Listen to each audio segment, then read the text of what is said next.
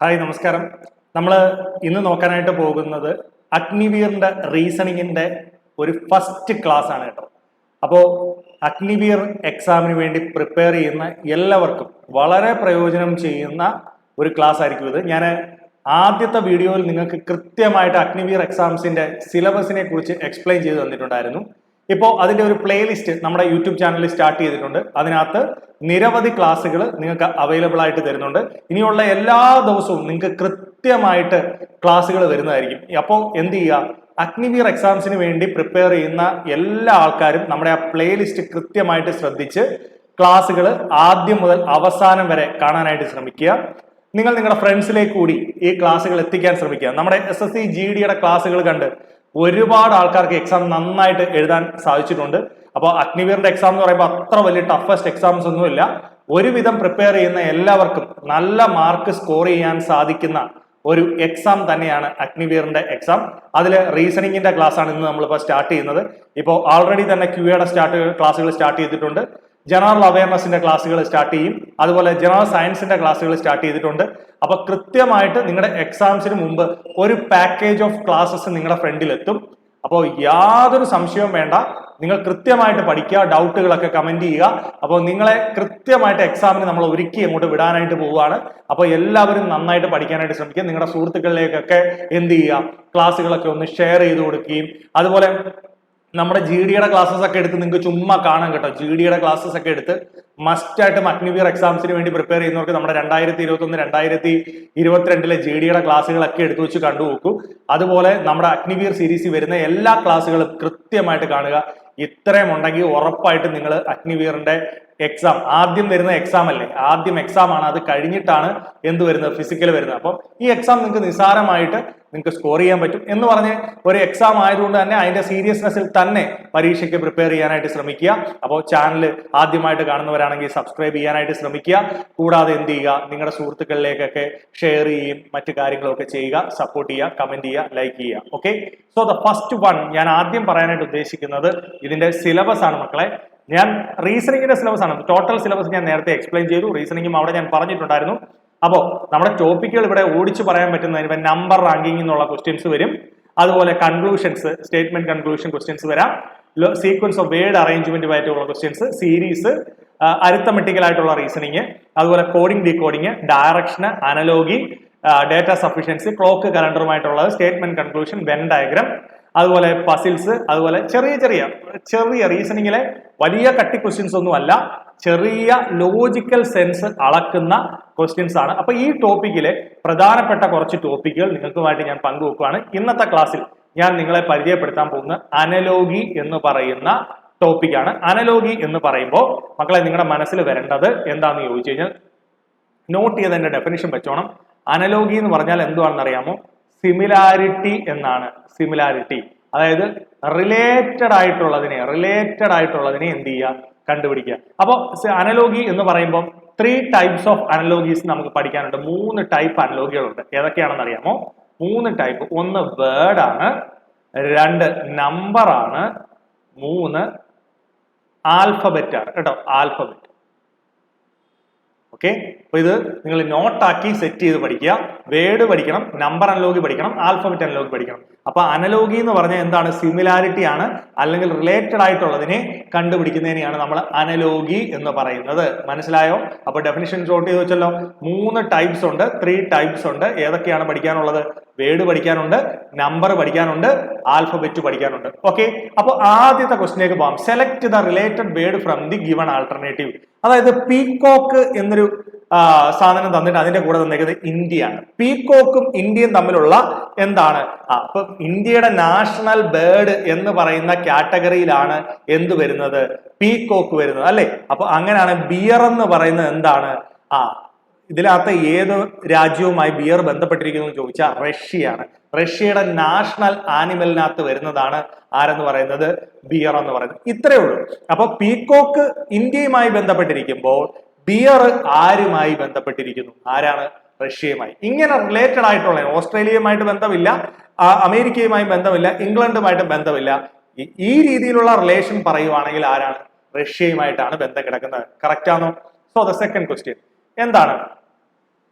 Electric current തന്നിരിക്കുന്നു, അതിൽ ampere തന്നിരിക്കുന്നു. എന്താണ് ഇലക്ട്രിക് കറണ്ടിന്റെ ഒരു യൂണിറ്റ് ആണ് എന്താന്ന് പറയുന്നത്? ആംപിയർ. കറണ്ട് മെഷർ ചെയ്യുന്ന യൂണിറ്റ് ആണ്. അപ്പൊ വെയിറ്റ് നമ്മൾ മെഷർ ചെയ്യുന്ന യൂണിറ്റ് പ്രധാനമായിട്ടും സ്കെയിലിലല്ല, കമ്മോഡിറ്റിയിലല്ല, മെഷർമെന്റിലല്ല, കിലോഗ്രാമിലാണ് നമ്മൾ എന്ത് ചെയ്യുന്നത്? വെയിറ്റ് മെഷർ ചെയ്യുന്നത്. കൃത്യമാണോ? അപ്പൊ ഇവിടെ തന്നിരിക്കുന്ന ആ സിമിലാരിറ്റി മനസ്സിലാക്കി ഇവിടെ അതുപോലെ കണ്ടെത്തിയാൽ മതി. സിമ്പിൾ ആയിട്ട് നിങ്ങൾക്ക് വേർഡ് അനലോഗി ചെയ്യാൻ പറ്റും. ഒരു ക്വസ്റ്റ്യൻ കൂടെ പറഞ്ഞോട്ടെ. എന്താണ് ഫൂട്ട് മാൻ? ഫൂട്ട് എന്ന് പറഞ്ഞു കഴിഞ്ഞാൽ എന്താണ്? നമ്മുടെ മനുഷ്യരുടെ കാൽപാദത്തെയാണ് നമ്മൾ ഫൂട്ട് എന്ന് പറയുന്നത്. അപ്പൊ ഹൂഫ് എന്ന് പറയുന്നത് ഏത് മൃഗവുമായി ബന്ധപ്പെട്ടാണ്? ഏതാണ്? ഹോഴ്സ് ആണ്, അല്ലെ? അപ്പൊ ഫൂട്ട് മാനുമായി ബന്ധപ്പെട്ടിരിക്കുമ്പോ ഹൂഫ് എന്താണ്? ഹോഴ്സുമായി ബന്ധപ്പെട്ടിരിക്കുന്നതാണ് എന്തെന്ന് പറയുന്നത്? ഹൂഫ്. ക്ലിയർ ആണേ? അപ്പം അത്യാവശ്യം ഇച്ചിരി നോളജും വൊക്കാബുലറിയും ഒക്കെ ഉള്ളവന് ഇതെന്ത് ചെയ്യാം? കൃത്യമായി ആൻസർ ചെയ്യാം. ഒരെണ്ണം കൂടെ പറഞ്ഞിട്ട് നമുക്ക് നിർത്താം. ലൈൻ, സ്ക്വയർ, ആർക്ക് എന്താണ്? അപ്പൊ ലൈൻ ഉപയോഗിച്ചുകൊണ്ടാണ് നമ്മൾ എന്ത് ചെയ്യുന്നത്?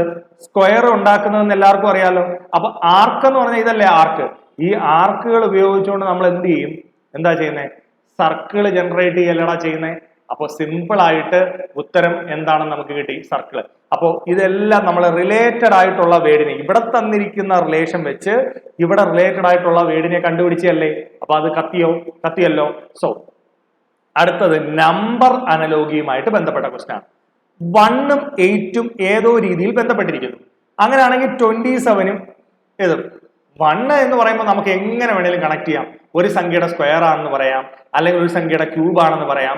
എന്ത് പറഞ്ഞാലും 1 നമുക്ക് കണക്റ്റഡ് ആണ്. 8 പറഞ്ഞാലും നമുക്ക് എന്താണ് കണക്ട്? നിങ്ങൾ പറ, 8 എന്താണ് കണക്ട് ചെയ്യാൻ പറ്റുന്നത്? 8നെ നമുക്ക് കണക്ട് ചെയ്യാൻ പറ്റുന്ന 4x2 എന്ന് പറയാം, 2ന്റെ ക്യൂബ് എന്ന് പറയാം. അപ്പൊ ഇത് 1ന്റെ ക്യൂബാന്ന് പറയാം, ഇത് 2ന്റെ ക്യൂബാന്ന് പറയാം. 27നെ നമുക്ക് 3ന്റെ ക്യൂബ് എന്ന് വിളിച്ചാൽ ഇതുപോലെ ക്യൂബ് വരുന്ന ഏതെങ്കിലും സംഖ്യ ഇക്കൂട്ടത്തിൽ ഉണ്ടോ എന്ന് നോക്കിക്കോണം. 37 ഒന്നിന്റെയും ക്യൂബ് അല്ല, 47 ഒന്നിന്റെയും ക്യൂബ് അല്ല, 57 ഒന്നിന്റെ ക്യൂബ് അല്ല, 64 4ന്റെ ക്യൂബാണ്. 4ന്റെ ക്യൂബാണ് 64. അപ്പൊ ഉത്തരം സിമ്പിൾ ആയിട്ട് കിട്ടിയോ മക്കളെ? അപ്പൊ ഈ രീതിയിൽ കൃത്യമായിട്ട് എന്ത് ചെയ്യുക? മനസ്സിലാക്കുക. അടുത്ത ക്വസ്റ്റ്യൻ നോക്കിയേ.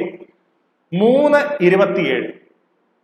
3ഉം 3ന്റെ ക്യൂബ് അല്ലേടാ 27. അപ്പൊ സിമ്പിൾ ആയിട്ട് അതേ ലോജിക്ക് ചിന്തിക്കുക. 5ഉം 5ന്റെ ക്യൂബ് ഉണ്ടോ നോക്കുക. 5ന്റെ ക്യൂബ് എത്ര? 125. സംഭവം കത്തിയോ? അപ്പൊ നിങ്ങൾ എന്ത് ചെയ്യണം? നിങ്ങൾ മസ്റ്റ് ആയിട്ട് പഠിക്കേണ്ട ഒരു കാര്യം ഞാൻ പറഞ്ഞുതരാം. നിങ്ങൾ എന്ത് പഠിക്കുക? സ്ക്വയറുകൾ പഠിക്കുക. സ്ക്വയറുകൾ നിങ്ങളിപ്പം മാത്സ് പഠിക്കണം. 1 square, 2 square, 3 square, 4 square, 5 square, 6 square, 7 square, 8 square, 9 square, 10 square, ഇങ്ങനെ പാ. എന്താണ് വരുന്നത്? 1, 4, 9, 16, 25, 36, 49, 64, 81, അതുപോലെ തന്നെ എന്താണ്? 100. ഇനി എങ്ങനെ അങ്ങോട്ട് പോകും? എന്താണ് വരുന്നത്? 121, 144, 169, 196, പിന്നെന്താണ് വരുന്നത്? 225. ഇങ്ങനെ എന്താണ് നമുക്ക് വരുന്നത്? 11ന്റെ സ്ക്വയർ, 12ന്റെ സ്ക്വയർ, 13ന്റെ സ്ക്വയർ, 14ന്റെ സ്ക്വയർ, 15. ഇങ്ങനെ സ്ക്വയറുകളെല്ലാം നിങ്ങളെ മാത്സിൽ പഠിപ്പിച്ചിട്ടുണ്ടാവും. അത് ഇവിടെയും ആവശ്യമാണ്. ക്യൂബ് വേണം മക്കളെ. ക്യൂബ് കണ്ടുപിടിക്കാൻ പഠിക്കണം. ക്യൂബ് എന്ന് വെച്ച് കഴിഞ്ഞാൽ 1 cube, 2 cube, 3 cube, 4 cube, 5 cube, 6 cube, 7 cube, 8 cube, 9 cube and 10 cube പഠിക്കണം. ഒരു കാരണവശാലും ഇതൊന്നും പഠിക്കാതെ പോരുത്. പിന്നെ പഠിക്കേണ്ട എന്തുവാണെന്നറിയാമോ? പ്രൈം പഠിക്കണം. പ്രൈം നമ്പേഴ്സ് എത്ര പഠിക്കണം? 1 മുതൽ 100 വരെയുള്ള പ്രൈം നമ്പേഴ്സ് പഠിക്കണം. പ്രൈം നമ്പേഴ്സ് എന്താണ്? പ്രൈം നമ്പേഴ്സ് എല്ലാവർക്കും അറിയാമല്ലോ. 1ഉം ആ നമ്പറും, ഏതാണോ നമ്പർ ആ നമ്പറും മാത്രം ഫാക്ടേഴ്സ് ആയിട്ട് വരുന്ന 2 ഫാക്ടർ മാത്രമുള്ള സംഖ്യകളാണ് എന്തെന്ന് പറയുന്നത്? Prime numbers. അത് പഠിക്കണം. പിന്നെ മൾട്ടിപ്ലിക്കേഷൻ ടേബിൾ പഠിക്കണം മക്കളെ. 1 വേണമെന്നില്ല, 2 മുതൽ 15 വരെയുള്ള സംഖ്യകളുടെ മൾട്ടിപ്ലിക്കേഷൻ ടേബിൾ പഠിക്കുക. അപ്പൊ ഇത്രയും കാര്യങ്ങൾ കൃത്യമായിട്ട് പഠിക്കുന്ന ഒരാൾക്ക് ഏത് ടൈപ്പ് ഓഫ് സീരീസ് കണ്ടാലും ചെയ്യാൻ പറ്റും. ഇപ്പൊ അനലോഗിയിലും നമ്പറുകളുടെ ഈ പ്രത്യേകത നിങ്ങൾക്ക് ചെയ്യാൻ പറ്റും. അടുത്ത ക്വസ്റ്റ്യൻ എന്താ? 9, 8, 9ഉം 80. 9നുമായിട്ട് ബന്ധപ്പെട്ട് നിൽക്കുന്ന ഒരു സംഖ്യ അറിയാം. 81 9ന്റെ സ്ക്വയറാ. അതിൽ നിന്ന് 1 കുറച്ചിരിക്കുക. അപ്പോഴാണ് നമുക്ക് എന്ത് കിട്ടിയത്? 80 കിട്ടിയത്. അപ്പൊ ഇവിടെ എന്തുവാ തന്നിരിക്കുന്നേ? 100. അങ്ങനെയാണെങ്കിൽ 100ന്റെ സ്ക്വയർ -1 ആണ് നമുക്ക് ഇവിടെ വരേണ്ട ഉത്തരം. 100ന്റെ സ്ക്വയർ എന്ന് വെച്ച് കഴിഞ്ഞാൽ 2 0 2 0 10,000. അതിൽ നിന്ന് 1 കുറയ്ക്കുന്നു. അപ്പൊ നമുക്ക് ഉത്തരം ഏതാ വരുന്നത്? 4 9. കണ്ടോ? ശരിയാണോ? അപ്പൊ സിമ്പിൾ ആയിട്ട് നമുക്ക് കണ്ടുപിടിക്കാൻ പറ്റുന്ന ഒരു ലോജിക്ക്. ഇവിടെ ഒരു സംഖ്യയുടെ സ്ക്വയറും ആ സംഖ്യയുടെ സ്ക്വയർ -1 ആണ്. സോ ഡെഫിനറ്റ്ലി ഇവിടെ this number and square minus that number, that is 9999 is the right answer. കിട്ടിയല്ലോ? അപ്പോൾ എല്ലാവരും നമ്മുടെ ഒപ്പം തന്നെ പ്രാക്ടീസ് ചെയ്ത് പോകാനായിട്ട് ശ്രമിക്കുക. വലിയ പാടൊന്നുമില്ല, ചെറിയ ക്വസ്റ്റ്യൻസ് ഇതേമാതിരി പ്രാക്ടീസ് ചെയ്താൽ മതി. നിങ്ങൾക്ക് ഈ ക്ലാസ്സുകൾ പ്രയോജനപ്പെടുന്നുണ്ടെങ്കിൽ മസ്റ്റ് ആയിട്ട് നിങ്ങളുടെ സുഹൃത്തുക്കളോട് പറയുക, അവരോട് പഠിക്കാൻ പറയുക, ക്ലാസ് ഫോളോ ചെയ്യാൻ പറയുക. അടുത്ത ക്വസ്റ്റ്യൻ എന്താ? അപ്പൊ ഞാൻ ഇതിനകത്ത് കൂടുതലും സ്ക്വയർ ക്യൂബിന്റെ ഒരു ഇമ്പോർട്ടൻസ് കൊടുത്തിട്ടുണ്ട്. ഇത് 68 130 എന്തുവാ? 68 130 കണ്ടാൽ ചിലപ്പം ഒരാൾക്ക് പെട്ടെന്ന് മനസ്സിലാവുന്നില്ല. 64 125 343 ഞാൻ വിളിച്ചാൽ നിങ്ങൾക്ക് മനസ്സിലാവും. എന്തുവാ 64? 8ന്റെ സ്ക്വയർ അല്ലേ? 8ന്റെ ക്യൂബ്, 4ന്റെ ക്യൂബ് അതേ പ്ലസ് 4. 64 വന്നുണ്ടോ? 5ന്റെ ക്യൂബാ 125, അതേ പ്ലസ് 5 എന്ത് കിട്ടി? 130. 7ന്റെ ക്യൂബാണ് 343, അതേ പ്ലസ് 7 ആണ് നമുക്ക് 350 കിട്ടി. അങ്ങനെയാണെങ്കിൽ ഇവിടെ വരേണ്ട എന്താ? 6ന്റെ ക്യൂബ് ഇന്ന് ചിന്തിക്കും മക്കളെ, 216, അതേ പ്ലസ് 6. അപ്പൊ എന്ത് വരണം? 222 ഈസ് ദ റൈറ്റ് ആൻസർ. കൊണ്ട് option B is the right answer. മനസ്സിലായോ? അപ്പൊ ഇവിടുത്തെ എല്ലാം ആ സിമിലാരിറ്റി നിങ്ങൾക്ക് കത്തിയെങ്കിൽ ഇവനെ കണ്ടുപിടിക്കാൻ ഒരു പാടുമില്ല. അതേ ലോജിക്ക് തന്നെ നിങ്ങൾ ഉപയോഗിച്ചാൽ നിങ്ങൾക്ക് കൃത്യമായിട്ട് ആൻസർ കിട്ടും. കിട്ടിയോ? അടുത്ത ക്വസ്റ്റ്യൻ ഇതാ. ഇത് ഞാൻ പോകുന്നത് എന്തോന്ന് ചോദിച്ചു കഴിഞ്ഞാൽ ആൽഫബറ്റ് അനലോഗി. അപ്പൊ ഞാൻ വേർഡ് അനലോഗി പറഞ്ഞു, നമ്പർ അനലോഗി പറഞ്ഞു. അടുത്ത എന്താണ്? ആൽഫബറ്റ്. അപ്പൊ ഇവിടെ തന്നിരിക്കുന്ന സിമിലാരിറ്റി എന്താന്ന് കണ്ടുപിടിക്കും നിങ്ങൾ. ഇവിടെ എന്താ തന്നിരിക്കുന്നത്? അപ്പൊ ഇതിന് നിങ്ങൾക്ക് ആവശ്യം ആൽഫബറ്റ് എന്ന് വെച്ചാൽ 26 ഈ ആൽഫബറ്റുകൾ പഠിക്കാൻ ശ്രമിക്കുക. ABCD. A ഫസ്റ്റ് ആൽഫബറ്റാ, B സെക്കൻഡാ, C തേർഡ് ആണ്, D ഫോർത്ത് ആണ്, E ഫിഫ്ത്ത് ആണ്. ഇതൊക്കെ നമ്മൾ കുഞ്ഞുനാളിൽ പഠിച്ചതാണ്. അവയുടെ സ്ഥാന വിലകളാണ് ഈ കിടക്കുന്നുണ്ടോ, പ്ലേസ് വാല്യൂസ് എന്ന് പറയും. 13 കഴിഞ്ഞിട്ട് തൊട്ട് താഴെ എഴുതിയിരിക്കുന്നത് നോക്കിയേ 11 14 N ആണ്. അപ്പൊ കൃത്യം 26 അല്ലേടാ. അപ്പൊ 13 + 13 എത്ര വരും? 26 ലെറ്റേഴ്സ്. അപ്പൊ 13 വെച്ച് ഞാൻ കൃത്യം ഹാഫ് ആയിട്ട് എഴുതിയിരിക്കുകയാണ്. അപ്പൊ ഇതിന്റെ ഒരു യൂസേജ് എന്താണെന്ന് ചോദിച്ചു കഴിഞ്ഞാൽ ഇപ്പൊ ഈ ക്വസ്റ്റ്യൻ കഴിയുമ്പോൾ തന്നെ നിങ്ങൾക്ക് അത് മനസ്സിലാവും. അപ്പൊ ഓരോന്നിന്റെ സ്ഥാനവിലകളാണ്. ഈ സ്ഥാനവിലകൾ പഠിക്കാൻ വേണമെങ്കിൽ ഇജോട്ടി എന്നുള്ളൊരു കോഡൊക്കെ പഠിക്കാം കേട്ടോ. ഇജോട്ടി എന്താണ്? 5 10 15 20 25 പൊസിഷനിൽ വരുന്ന ലെറ്ററുകൾ ആരാണെന്നൊക്കെ. അപ്പം നിങ്ങൾക്ക് ആരാ? ഇപ്പം O കഴിഞ്ഞിട്ട് അടുത്ത വരുന്ന ലെറ്റർ ആണ് P എന്നറിയാം. അപ്പൊ Pയുടെ സ്ഥാനവില നിങ്ങൾക്ക് കണ്ടുപിടിക്കാൻ എളുപ്പമാണ്. T കഴിഞ്ഞിട്ട് അടുത്ത വരുന്ന ലെറ്റർ ആണ് U. അപ്പൊ യുവിന്റെ എത്ര? 21 ആണെന്ന് നമുക്ക് കൗണ്ട് ചെയ്യാതെ പെട്ടെന്ന് കണ്ടുപിടിക്കാൻ പറ്റും. അതാണ് ഇജോട്ടി പഠിച്ചാലുള്ള ഗുണം. അപ്പൊ സമയമുള്ളവര് ഇതൊന്ന് നോട്ട് ചെയ്ത് വെച്ചോണം. അപ്പൊ ഇവിടെ എന്തുവാ? AZ എന്ന് പറഞ്ഞാൽ നോക്കണം, ഇവിടെ ഓപ്പോസിറ്റ് ആയിട്ടുള്ളവനല്ലേ എയും ഇസഡും. അടുത്ത എന്താ? FU. എഫിന്റെ ഓപ്പോസിറ്റ് അല്ലേടാ ഇവിടെ U. ഇനി അടുത്ത എന്താ? കെയ്ക്ക് ഓപ്പോസിറ്റ് ആണോടാ P. കെയ്ക്ക് ഓപ്പോസിറ്റ് അല്ലേടാ P വന്നേക്കുന്നത്. അപ്പൊ അങ്ങനെയാണെങ്കിൽ BGLQന്റെ നിങ്ങളെന്ന് പറ. ബിയുടെ ഓപ്പോസിറ്റ് ആരാ? ബിയുടെ ഓപ്പോസിറ്റ് Y വരണം. ജിയുടെ ഓപ്പോസിറ്റ് ആരാ? T വരണം. എല്ലിന്റെ ഓപ്പോസിറ്റ് ആര് വരണം? O വരണം. ക്യൂവിന്റെ ഓപ്പോസിറ്റ് ആര് വരണം? J വരണം. അപ്പൊ YTOJ. So option D is the right answer. മനസ്സിലായോ? ഓപ്പോസിറ്റ് ലെറ്റർ പരിപാടിയായിരുന്നു ഇവിടെ. അടുത്ത ക്വസ്റ്റ്യനിലേക്ക് പോകുന്നു. എന്താടാ?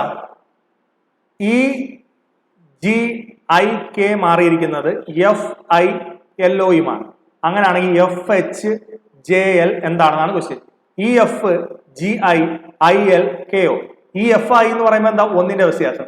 GII എന്ന് പറയുമ്പോൾ 2ന്റെ വ്യത്യാസം. IL ആയപ്പോൾ നോക്കണം 1 2 3 സ്ഥാനങ്ങളുടെ വ്യത്യാസം. KO എന്ന് പറയുമ്പോൾ 1 2 3 4 4. അപ്പൊ ഇവിടെ നിങ്ങൾ എന്ത് ചെയ്യും മക്കളെ? ഇവിടെ 1ന്റെ വ്യത്യാസം കൂടെ, ഇവിടെ 2ന്റെ വ്യത്യാസം കൂടെ, ഇവിടെ 3ന്റെ വ്യത്യാസം കൂടെ, ഇവിടെ 4ന്റെ വ്യത്യാസം കൂടെ. Fൽ നിന്ന് 1ന്റെ വ്യത്യാസം ആരാ? G. Hൽ നിന്ന് 2ന്റെ വ്യത്യാസം എങ്ങനെയാണ്? 1 2. Jയിൽ നിന്ന് 3ന്റെ വ്യത്യാസം 1 2 3. M.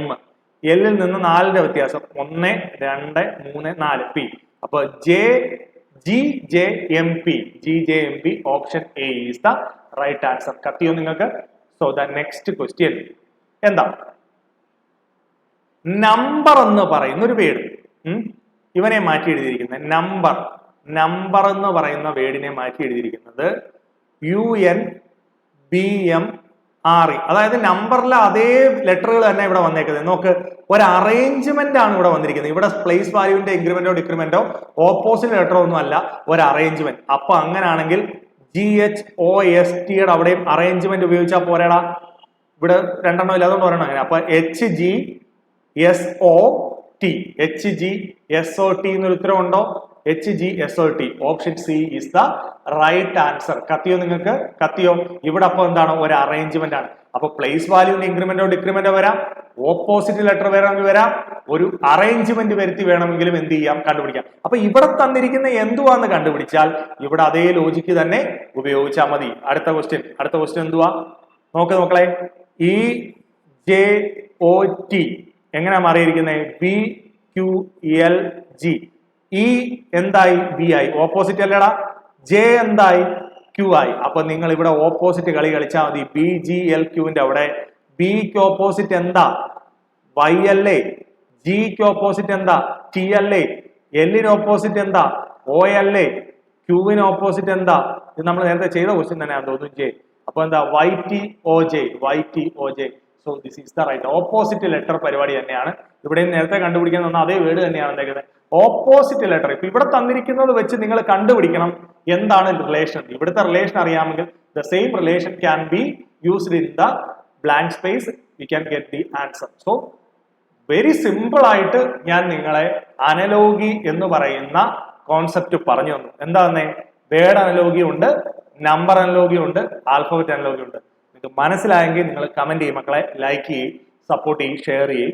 അങ്ങനെയാണെങ്കിൽ അടുത്ത ഒരു ടോപ്പിക്കുമായിട്ട് നിങ്ങളുടെ ഫ്രണ്ടിൽ എത്തും. അപ്പോൾ എല്ലാവരും മസ്റ്റായിട്ടും ക്ലാസ്സുകൾ ഫോളോ ചെയ്യാനായിട്ട് ശ്രമിക്കുക. നമ്മുടെ അധ്യാപകരെ എല്ലാം എന്ത് ചെയ്യുക, ഒന്ന് സപ്പോർട്ട് ചെയ്യാനായിട്ട് ശ്രമിക്കുക. നമ്മുടെ പ്ലേലിസ്റ്റ്, നിങ്ങൾക്ക് പ്ലേലിസ്റ്റ് ഉണ്ട്, ആ പ്ലേലിസ്റ്റ് അഗ്നിവീർ എന്ന് പറയുന്ന പ്ലേലിസ്റ്റ് കാണാനായിട്ട് ശ്രമിക്കുക. Okay, thank you. All the best for your exam. Okay.